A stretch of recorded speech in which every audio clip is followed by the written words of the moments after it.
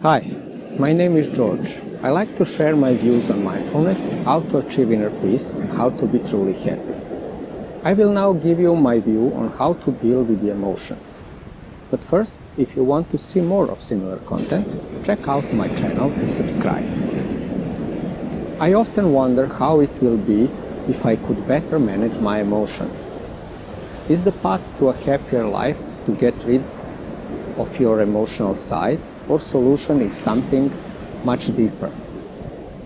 Buddhist philosophy offers one possible explanation and also suggestion how to live a balanced life, how to deal with the emotions that are not going to make you unhappy.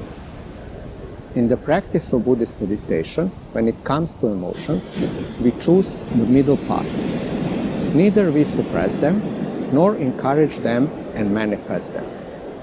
We do not ask to deny them, nor do we act according to their dictation. We are allowed them to go their way through our bodies, mind, and heart. There are three basic components of each emotion: thoughts, a story, a trigger of emotion; physical sensations, the way in which the emotion manifests in the body. Every emotion has its own physical counterpart. Then emotional state. It can be subtle or completely obvious. Something similar to when we put color goggles, which then our experience is frightening. Fear has one color, joy has another. When we are aware, we can notice each of these components. The thought or story often inhibits us and we lose focus. It is therefore often useful to try to distance yourself from the thought related to emotions.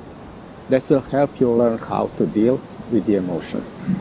Notice how it connects with the physical sensation associated with emotion, and we turn our attention away from the emotions. Otherwise, emotions, especially strong emotions, are very seductive and powerful magnet for our attention. Sometimes it seems they are commanding us. Pay attention. We are used to sensing our emotion in the way that occupy us completely. If we learn how to deal with emotions, to pay attention to emotion in a different way, we can treat it with due respect, but not to be trapped or blinded by emotion. For example, if we are angry with someone, we usually focus on the person, and in our head we rewind the film countless times on what this person did to us. In our mind, instead of having attention to a person or situation, we should carefully look at the experience of anger. Instead of focusing on the outside, we focus inward. Emotions want to be experienced, but if they stay within the object of emotions or their story, it gives them all new strength. At the same time, this prevents us from feeling complete. But if we turn to the emotion itself, to the physical sensation it causes, and to the effect that comes to mind, then the emotion has the chance to live its life more naturally. And it will naturally, sooner or later, reach its end. As is the case with the other phenomena, its energy is not infinite. Everything emerges, stays for a while, and then disappears forever. Emotions are no exceptions. We must learn how to deal with the emotions. Conscious emotion, let them manifest themselves in their natural and healthy way. But that does not mean that we become her soldier to do what he tells us. We can use 4 tools to help us deal with the emotions: recognition, awareness, exploration, and non-identification. It can often be quite clear to us what we are experiencing, and it is easy to name it: rage, happiness, loneliness, or fear. When we are aware and recognize and call an emotion, we are unbinding the knot in which it ties us. Sometimes it takes time to discover which emotion it is. We are not clear, but we know that we are experiencing something. Sometimes we also have the feeling that this is a mixture of emotions, where none of them are dominant. In that case, it is enough if we only register emotion or confusion or one of the more comprehensive categories, chaos. In the context of meditation of consciousness, every emotion is acceptable. You can give yourself unconditional permission to have any emotion. There is no need to censor or criticize them. Meditation practice is a completely safe place to let yourself feel what you are experiencing. Since you decided to sit still during meditation, you gave up the idea of doing what your emotions instruct you to do. Such a simple way, stay with it. Sometimes we want to get rid of unpleasant feelings as soon as possible. But if you try several times, you will discover that emotions and unpleasant feelings will completely fade and disappear. This experience is one of the most inspirational in the entire practice of meditation. It also gives us powerful feeling that we, and not the moods and emotional states, manage our lives.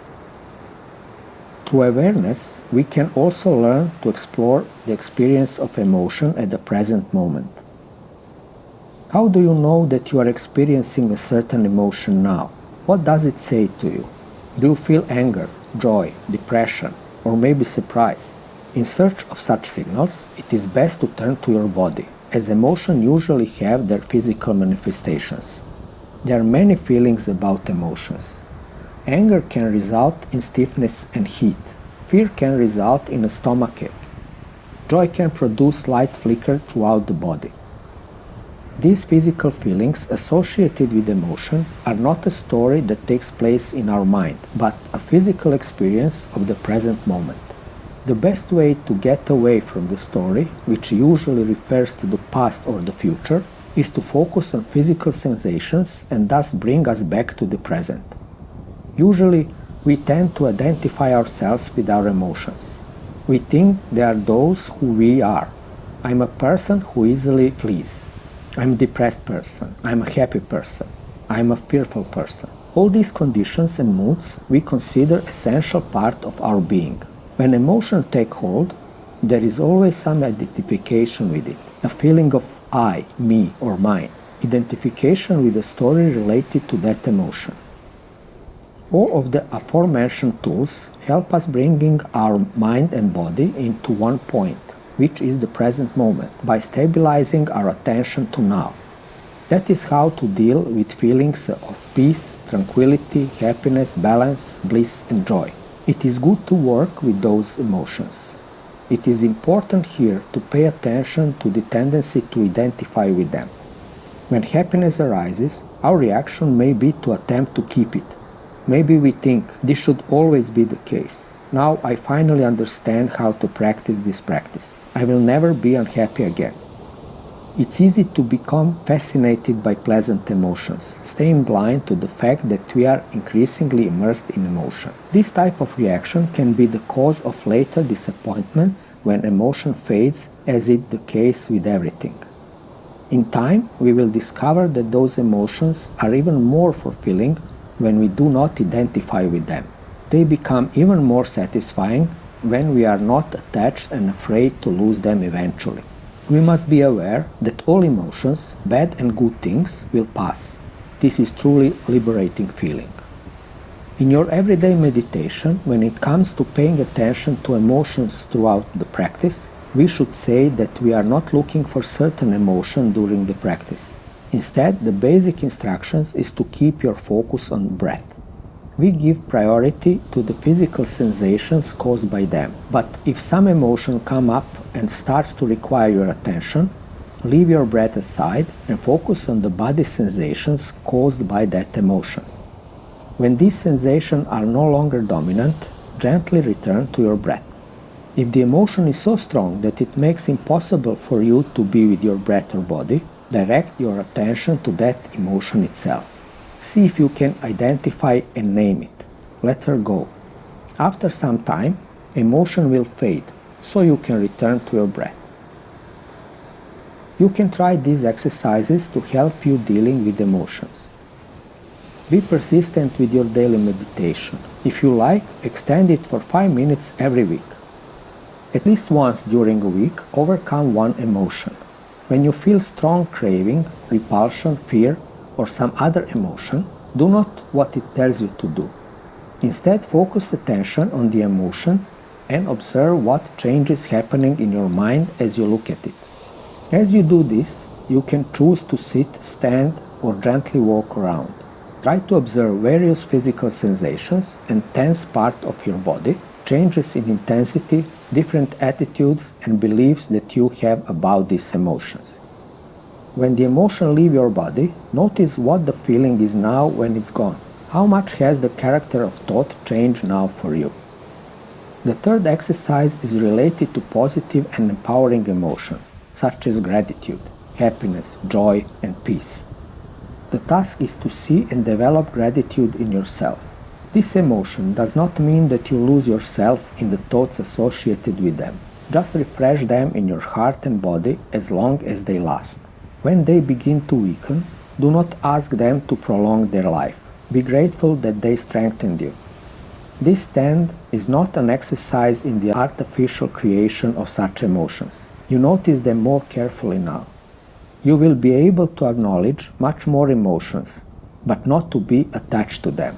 You will feel happier. I hope this video was able to help you to learn how to deal with emotion using mindfulness meditation. Let me know what you want to know the most and how can I help you with my experience. You can find out more following the links in the description below. Please comment, subscribe, like, share and help me grow this channel. See you next week.